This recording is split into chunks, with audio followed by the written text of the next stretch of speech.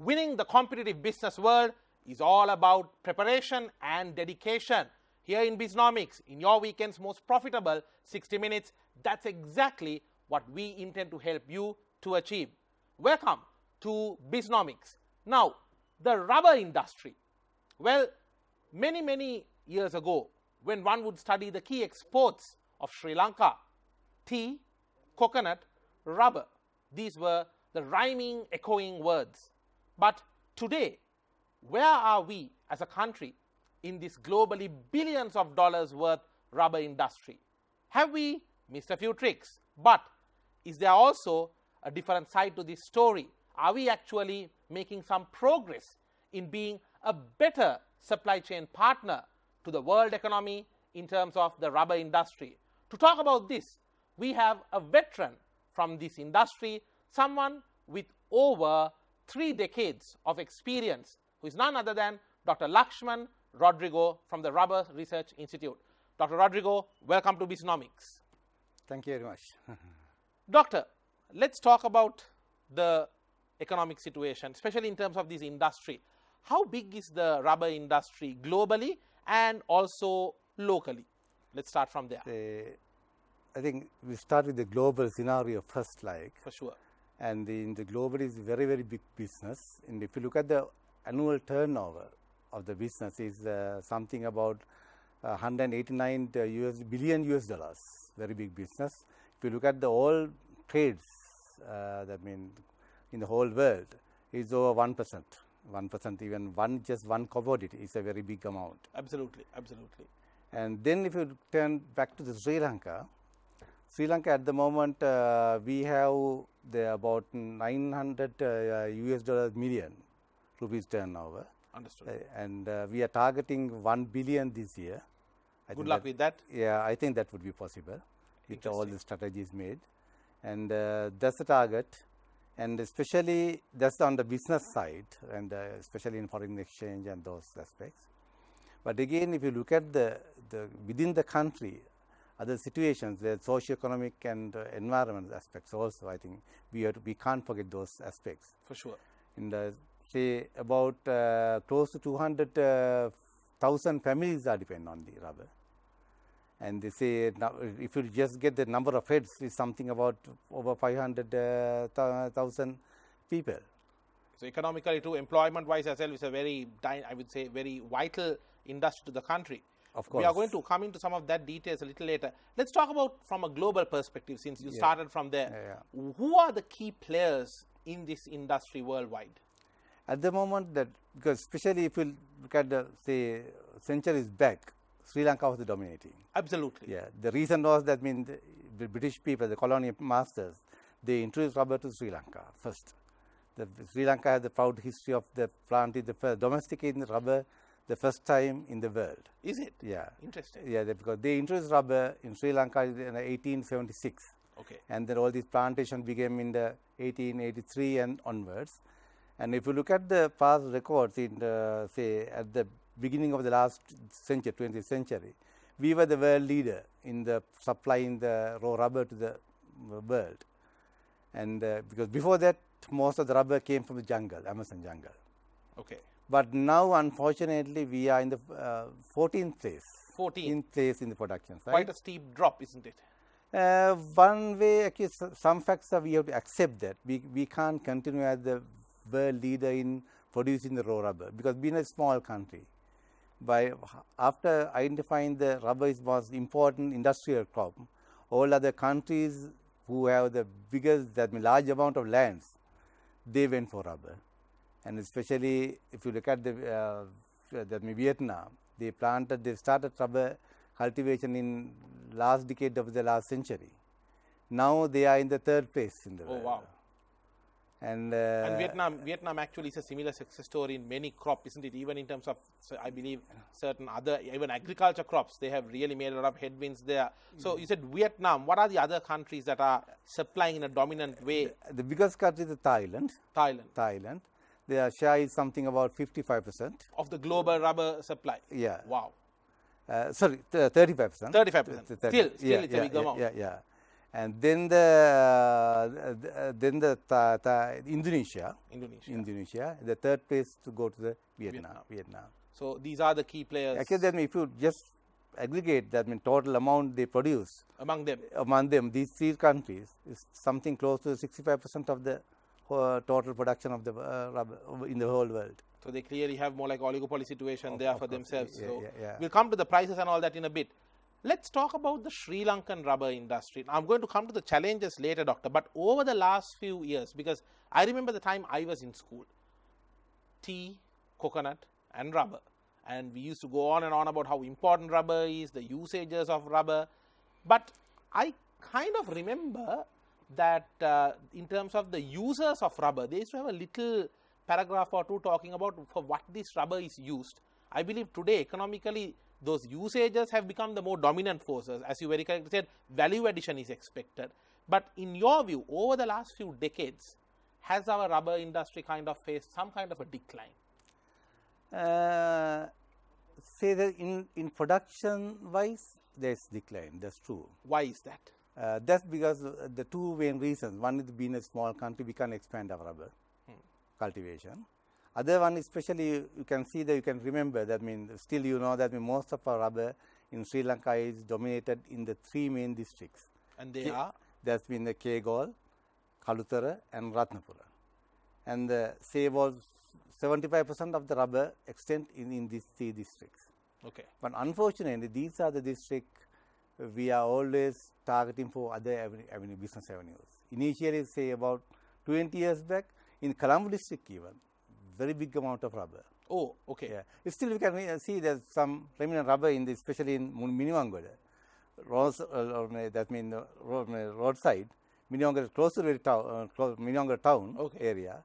There's nice rubber plantation, but thing is only few people can afford to have rubber plantation in the sort of vicinity. Understood. Because especially land value is very high, correct, very demanding, especially industrial zones.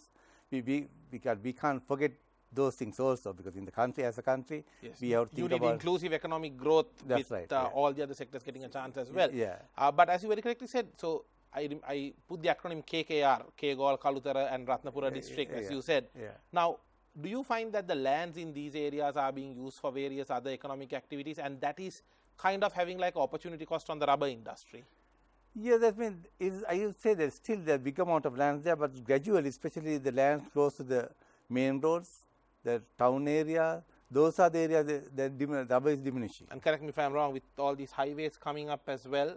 Yeah, some of the land definitely. Yeah, but thing is, we can't stop those things also. Correct. Yeah, we have to have some allowance. But the next aspect now we are targeting is expanding rubber to non-traditional areas. Okay. Because especially if you look at the Ampar district, Monragal districts, there's so much land, but with very much with the good care, we can cultivate rubber in those areas also. I have a common question which I normally ask from most of the guests that I come in, especially when it comes to plantation and agriculture related. Yeah. Are we as a country making the mistake of trying to go too much into the service sector while kind of forgetting the potential that maybe the manufacturing or the agriculture sector has to offer? Say, if you look at the country, there may be some truth in it. But if you look at the rubber industry, it is not the case. People are interested. Yeah. The same time, maybe that means even though rubber cultivation is now, it is very good. I would say it's profit making. Okay. Yeah. So rubber industry is, if there is an investor who is watching this show who is wondering should I invest and get into the rubber sector, do it right, the profits are there. Yeah. Now prices are very good. Okay. But thing is always boom bust cycle is there for whatever the basic commodities you have to accept. The volatility is always there, isn't it? And however, say now the country focus is different. Because initially our colonial masters, they wanted to grow rubber for raw material, and they produce the rubber product in those countries. But now the situation is different. Now as a country, we are targeting value addition. Okay. And most, say about 90% of the rubber produced within the country are being used for value addition, then we export.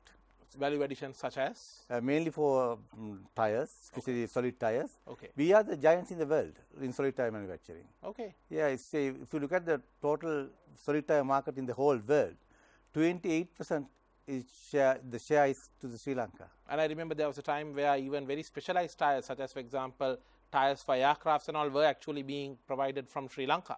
Yes, some companies, they do, but mainly the solid tires for industrial use. Yes, we are the world leaders. Okay, so there is great potential, especially in the value addition. And as you correctly said, I think the same mistake we did with our tea of trying to export just the black tea instead of value added tea, we should not do that. We should avoid that and look at more value added rubber. That's what you are saying. Yeah. Doctor, let's talk about the challenges in this industry. Now, I'm quite sure that you can talk on for hours on this. You are in the forefront. You know exactly what problems are there in the industry. Tell us, what are the challenges that this industry is facing right now? Because now the government has focused, as I mentioned, for value addition. Because especially when you are going for value addition, the big companies are coming. Okay. And all those big companies, now there's shortage for rubber in the country. See, the amount we produce is not sufficient at all. We can cater only about 50% of their requirement, like basically. So when you say these big companies are coming and demanding, that is actually they do value addition. They do the rubber products. Okay. They rubber products, but they need to have rubber raw material. Okay. The raw rubber. Yes. That means so we can meet only 50% of that demand at the moment. Okay. That's quite unfortunate. Yes. Therefore, whether we like or not, only thing is we have to import some extent under some restrictions. Okay. This government has given some allowance for them to import under some restrictions, but it should be, because otherwise they can't survive. These companies cannot survive. At the same time, the focus to meet that challenge is to, as I mentioned earlier, one is the increase in the productivity of the present lands, existing lands, and then for expansion. Understood. So, in terms of no, please go ahead. Yeah, see other challenge, especially as I mentioned, the one target is to increase the productivity. Yes. That's the challenge is that, because especially we cannot be satisfied with the productivity levels in our rubber plantation in Sri Lanka. It is far below the international standards. And even though we have the very good clones, or the what we call genotypes, or we call clones, rubber clones, and all the agronomic practices, but still we cannot be satisfied with the existing productivity, average productivity. Definitely, if you do it properly, we can double it. If we can double it, definitely we can meet the industrial demand. Understood. So, have we also been hit by the fact that the amount of focus towards the rubber industry, maybe from investors, maybe from businesses, because back in the day we saw a lot of conglomerates, they also get into rubber. We don't see that happening that much right now. Or is it still happening? Especially, say, because I don't want to divulge the names of these companies. Of course. Because some companies, they are very big, say, some companies, they started only with Sri Lankans. I know, especially when you're going for international business, we need to get the foreign investors. All these joint ventures now, the French and so many other countries, they are interested in even China even. Okay. And there's joint ventures in the country. And they are fulfilling, that means they are having very good business and especially good way of manufacturing of rubber products. So, what you are saying is, although we don't hear the same buzz every day or in the media, the industry is active and bustling. Yeah, of course. Nice to hear that. Yeah. Is there a global rubber shortage in the horizon? Let's talk about that after this short break. This is Bisnomics.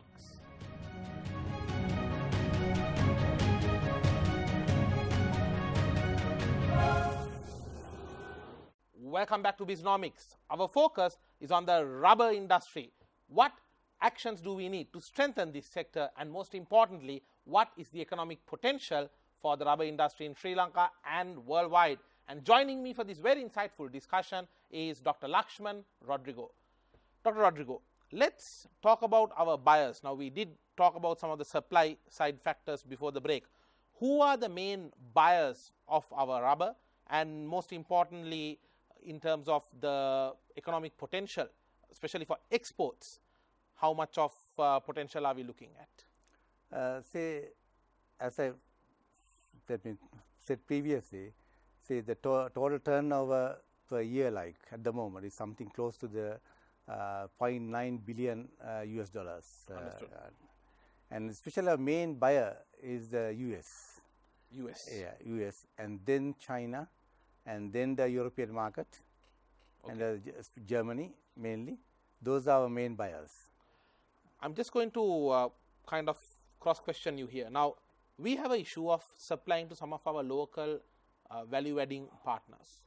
But at the same time, I believe from the perspective of earning the foreign revenue for the country, we need to export as well, because that's how the dollars come in and as well.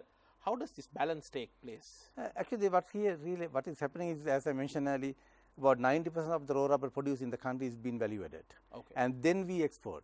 And when I mentioned about the US market, We are talking about value added. Understood. The value added products, market for value added products. If we just look at raw rubber, about 10% of our raw rubber is being exported as raw form.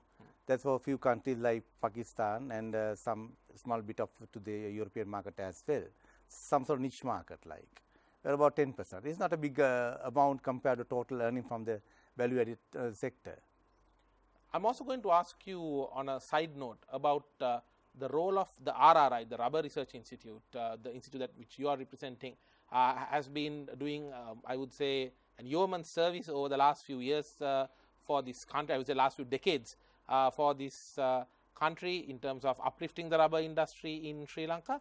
What is the main role that the Rubber Research Institute does? Actually, it's not really a decade, it's almost a century over, I suppose. Oh, wow. Okay. Actually, right. the beginning of the rubber research is that's in 1909, when especially for the private sector participation, that's been planters, they appointed one scientists to do some research on the latex coagulation. That's the beginning of the Rubber Research Institute of Sri Lanka. Okay. And now, therefore, we have almost over 110 now. Oh, wow. Okay. 110 11 years. decades to be exact. Yeah, now we are in 12th. All right. And especially because of the rubber research, that is why we were able to produce very good clones, the rubber clones, then the agronomic practices to get the high productivity levels. And that's what we are pushing all these rubber growers to achieve the very high productivity levels. The technology is there, and that's what we need, and that's what government need also. Unfortunately, most of not like in past, now the rubber industry is dominated by the smallholders. Okay. About, say, at the moment in Sri Lanka, it is something about 65% of the rubber is coming from the smallholder sector. And if you look at the global scenario, it's something about 80% is coming from the smallholders. Okay. Not like a big plantation. And especially in Sri Lanka, when we look at these sectors, it's common to the other countries as well. Especially in Sri Lanka, these smallholders mostly in these, as I mentioned, the Kegol, Ratnapura, and the Kalusara, this district, KKRE as mentioned. And they are some sort of, even though we say the rubber farmers, they are not really the farmers. Okay. They are some sort of landlords. They have the properties, they employ other people to do agronomic activities in their lands by just they hire people. In that case, as they have a off-farm income, some people pay little attention to the rubber cultivation. Understood. Understood. That has resulted, because they don't have much time also, Correct. we can't blame people, but still due to the different level of priorities. There's a deterioration in terms of the interest and the attention given to the sector. Yeah. Now, this also brings me to my next question. Since we are talking about the growers, the suppliers, let's talk about labor. Yeah. Now, you take agriculture, you take the tea industry. Some of these small tea industry holders, they don't want their children to also get involved. They want the children to come to the city, do a job. Even agriculture, same thing. It's a very rare situation where you hear a farmer telling a son, be a farmer. Because, it may be sometimes the attitude, it may be how certain careers have been projected. But when it comes to rubber, do you see the same problem where it's difficult to find labor to keep the industry going? Is that problem there? Partly that's true, the problem is there, but partly it's not really. Because ultimately, everything is depend on how much you pay them. That's also there. Especially, say now, for most of the plantation companies, even though say that there are some very difficult to find labor, but still people are coming. Because if you want to get some people now, especially with the wages increase, and now the people are coming to the industry, that's one element. But I can't say that means exactly that amount is not say that's sufficient. But thing is, again, we have to think about social dignity also. Correct. That's another element we have to address. So especially there is one gazette notification, especially say about centuries ago, rubber tappers were treated in different way. Rubber, even all other workers in the plantation sector, not only for rubber. Understood. They were different, them treated in different way. But now all these labor rights, all these other conventions and those things, everything has elevated. And therefore, when we are getting work from all these workers, we have to be tactful and we have to treat them very well, and those elements are coming up now. Therefore, with that, gradually I think it will happen, because say a couple of years back, there is a gazette notification also changed the names of the tappers and all these workers. But still, gazette notification is there, but still people don't use these terms. They gradually take time. With that, it will be okay. But again, the other role is the mechanization. Correct. Because especially because now people like to work with gadgetics. Absolutely. In comfortable offices. Oh yeah. Therefore, I think that's what I think we need now, all this mechanization. So especially still the rubber is tapped by the traditional tapping knife, and still no one was able to, even whatever all these other giants they were not able to invent the good quality tapping knife, say mechanized tapping knife. Correct. Good quality tapping knives are there even in Sri Lanka. We see sometimes the people trying to cut the rubber tree at a particular point with the knife, and then they get the latex, the latex of it. The latex out. That means there is some small changes in the traditional tapping knife. Still we use it. We use a modified knife now. That's a little bit convenient compared to the past what we had. Correct. But unfortunately, what we want is the fully mechanized systems. But thing is very, very difficult to invent, I suppose. That's why all rubber growing countries, all the research institutes in all over the world, they are trying. Because India very recently they have developed one. Then China developed one. We tested those machines in Sri Lanka, but at commercial level it's still not working. Understood. Dr. Rodrigo, I've read multiple recent reports from many different sources about, right now today in the world we talk about a chip shortage. Computer chips are in short supply as a result of so many different products today consuming so many chips. I read that in fact the next impending global shortage is actually a rubber shortage. They've predicted that prices might skyrocket to about 63% more, and that some in key markets there are leaf diseases and so many problems like that. Is there any truth to these fears? Yes, I suppose. The reason is especially not like especially say with the change of our lifestyle. Lifestyle means the improvement of the lifestyle. I don't say the development. Correct. Maybe greater development or not. But however, people like to improve their lifestyle. With the lifestyle we use, that means use of the rubber is increasing. At the moment in the global average per person, the rubber usage is something about 3.6 kilograms per person per year. Oh wow, okay. Per year. Multiply that by the 7 billion plus population. That's right, yeah. Plus the amount of life expectancy, or that we are consuming quite a lot of rubber then. Yeah, that's right. But if you look at the, say, 20, 50 years back, we didn't use so much rubber. People, you can still remember, say, if you look at your parents, they didn't wear much shoes, only maybe just had one or two shoes. Correct. But now it's not like. You need a rack full of shoes to show off on Instagram. Yeah. That's the nature. That means, therefore, always, especially if you get a phone even, with the cover, it has some amount of rubber. Correct. Whatever component, whatever commodity in the world, whatever we use, always there is at least small bit of rubber there. And again, the vehicle demand is on the rise. Definitely, say, again, the very good point you mentioned, especially if you look at the vehicles. For tire market, about 75% of the rubber produced in the world is going for tire market. 75%? Yeah, of the total rubber production. Wow, okay. Very big amount. Okay. And in Sri Lanka, it's something about 65 to 70%, but globally, it is about 75% of the rubber is going for tire market. Doctor, tell us about this leaf disease that we hear about. Yeah, that is new leaf disease called the Pseudotheopsis. That's the name of the particular fungus. Actually, even though that's the fungus people suspect initially, it affects the rubber tree.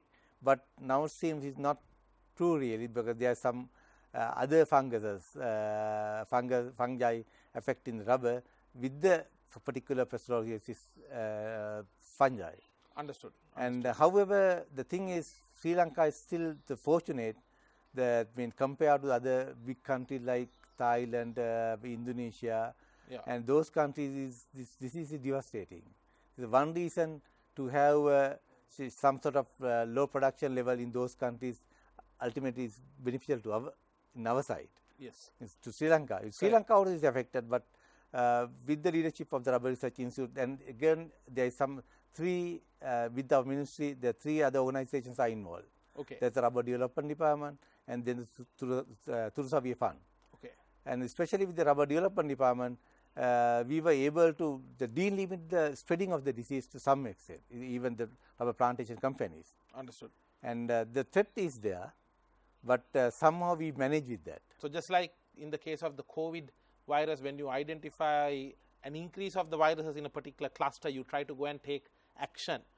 Similar thing here, you are monitoring where certain diseases are coming up, and you go and you treat it, you try to treat it then and there and make sure it doesn't tend to spread. Yeah, I think that we have identified the chemicals, that means fungicides, which can control the disease to greater extent. But thing is, the application is not so easy. Now we get some assistance to use the drones for fungicide application.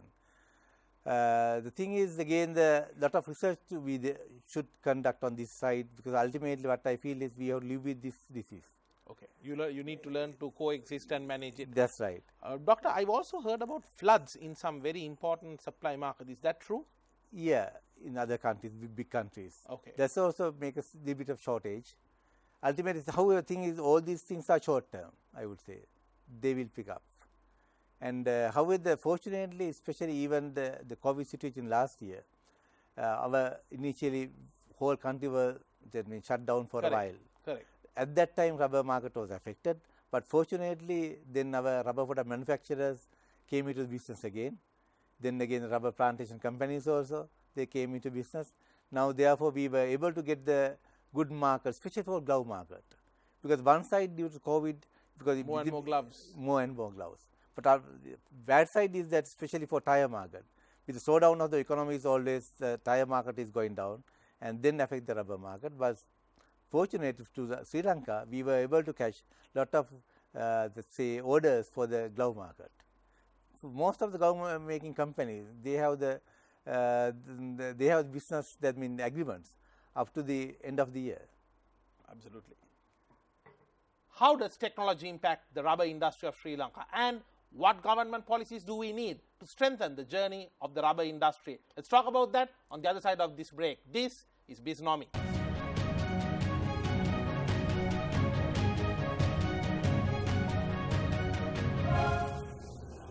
Welcome back to Bisnomics. We are in conversation with Dr. Lakshman Rodrigo from the Rubber Research Institute regarding the Sri Lankan rubber industry. How can we strengthen the journey of this industry, and maybe as an entrepreneur or as an investor, if you are planning to enter into this industry, what do you need to know?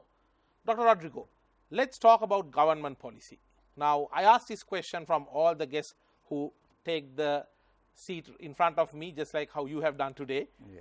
Even the seat is including rubber.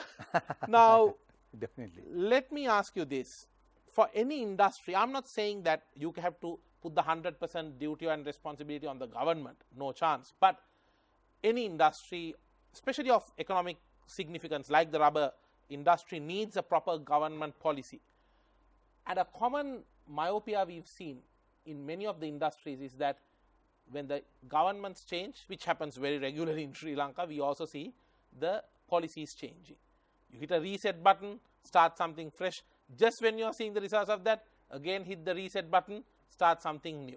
Start, stop, start, stop. Not very healthy for any industry.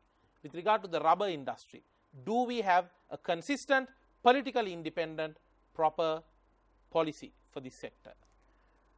Especially for the policy wise, that means three main elements there for the, I would say, for the rubber cultivation. But that's what we need. Because government policies are mainly focusing, maybe the way they approach may be the different little bit from the government to government. But because especially personally I feel then we can't blame to the government, because ultimately all these politicians also guided by, especially in policy decisions, by the government officials. And you're bringing a very interesting twist there. Therefore, because ultimately, say even for me, even as a scientist, and if we say the good approach to our minister, yes, then definitely he will accept even whatever government. Because the officials are the subject matter expert. Yeah, of course, that is happening everywhere. I think you can, especially if you come back to the rubber. In the rubber, three main requirements there. One is the increase of the productivity in the existing lands. That's a must. And to do that, especially most of the governments, what we try to do is give the technology, make the training programs, and try to educate them. But now we feel that it is not sufficient, because even though we train the people, but ultimately it's not motivate. That means it's not enough to motivate the people. Therefore, now the present is the plan. The minister's plan is to have the register all rubber lands and give them a certificate, and based on the productivity level. Especially, in Sri Lanka, they are, especially if you have having a good land, having a high productivity, the label as high productivity, or gold medal, gold standard rubber estate, then you are quite proud to have such a land. It kind of boosts your social status also, isn't it? Yeah.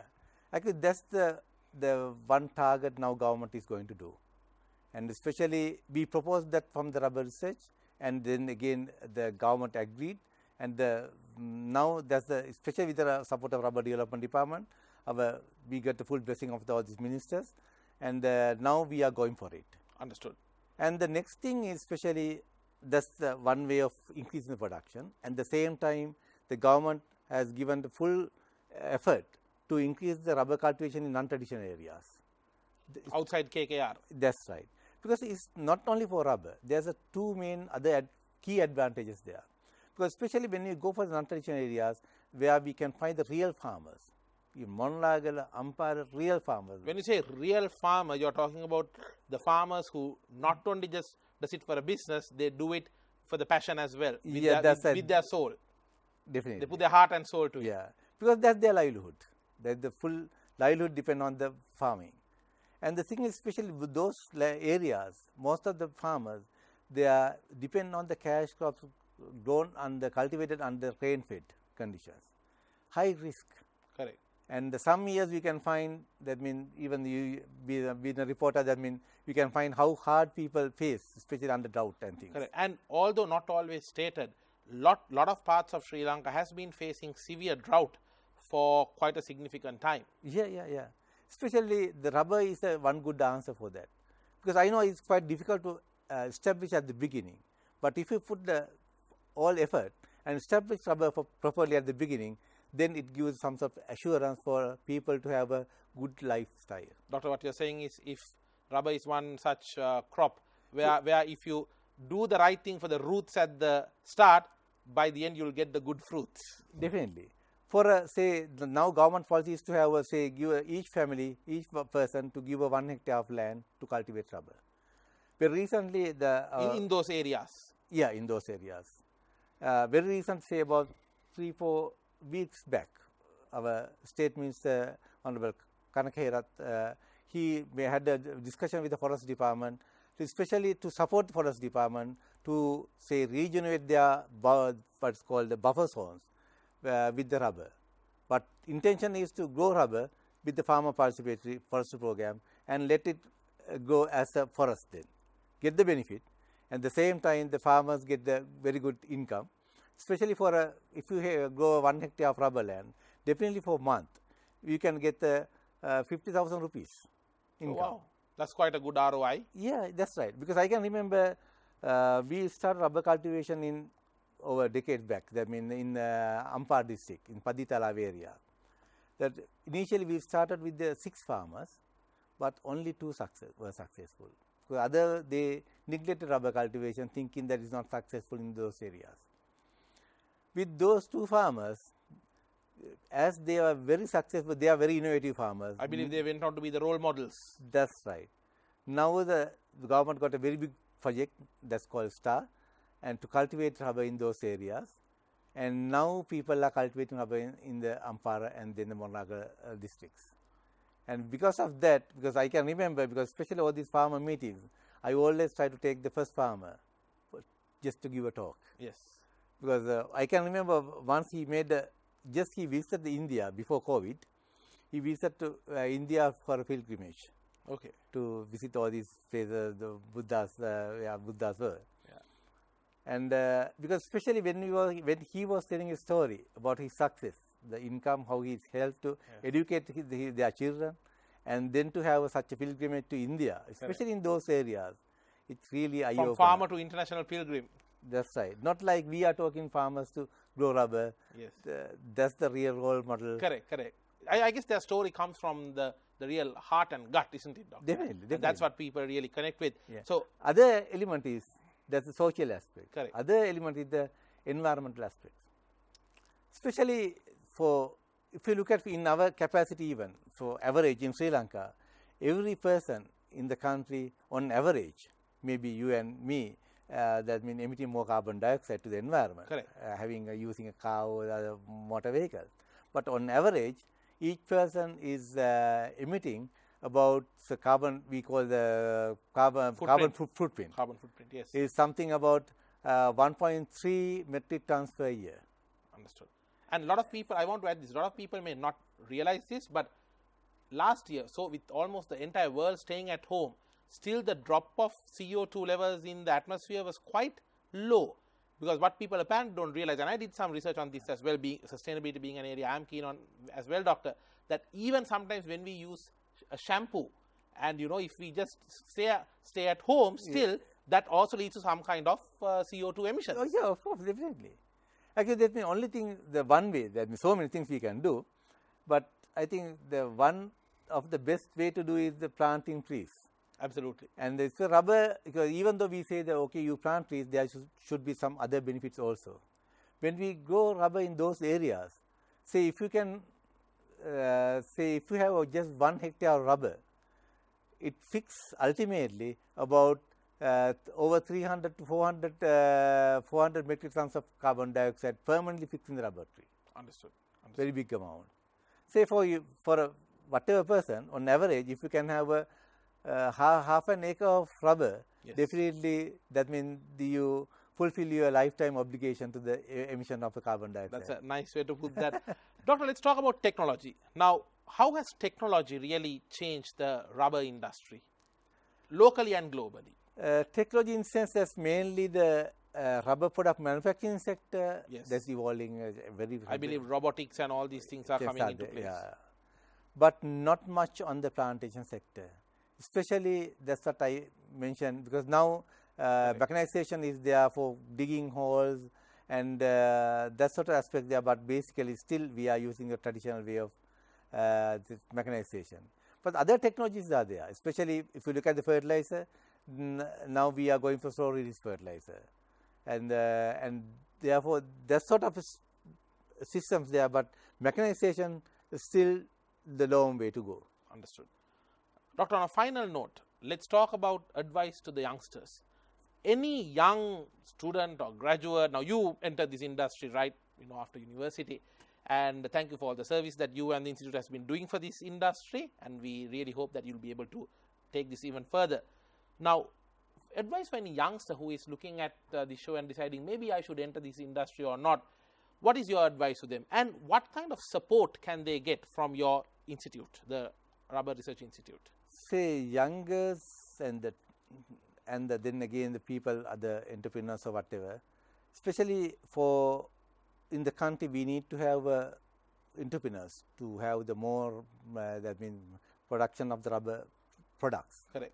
To consume more rubber. In the lines of value adding as well. Value adding. That means especially not only if we are always giving full effort to increase rubber production in the country. However, if you have the value addition, if you can increase it further, definitely to increase the rubber price as well.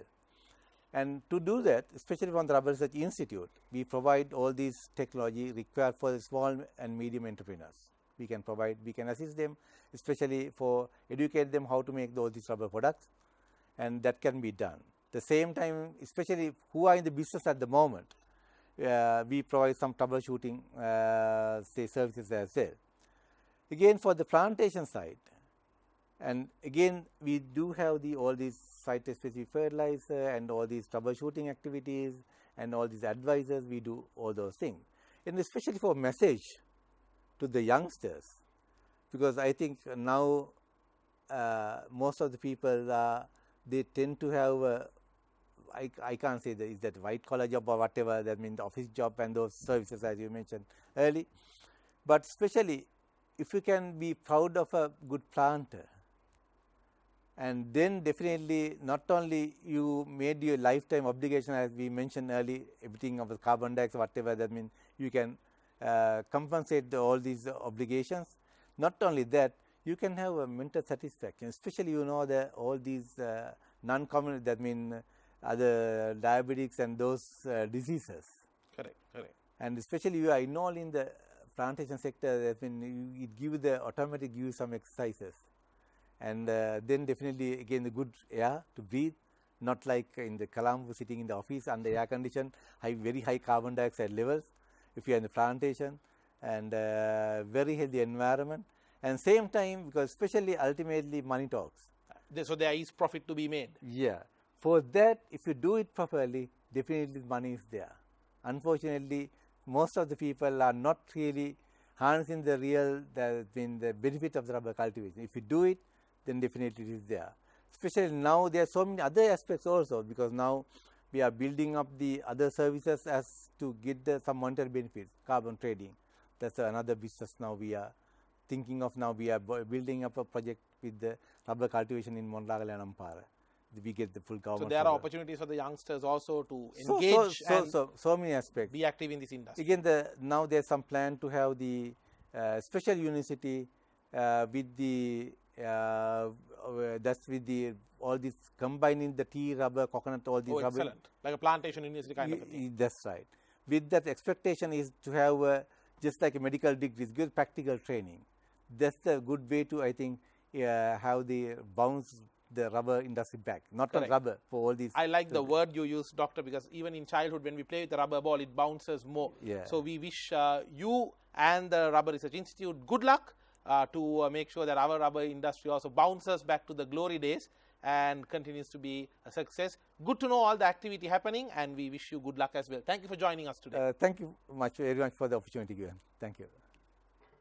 The Sri Lankan rubber industry, the future potential, the government policies needed, and most importantly, how can we be a key player in this globally billions of dollars worth industry? That was our focus today on Bisnomics. I hope you found this insight to be useful. May you have a profitable week ahead. I will see you with the next episode. This is your weekend's most profitable 60 minutes, Bisnomics.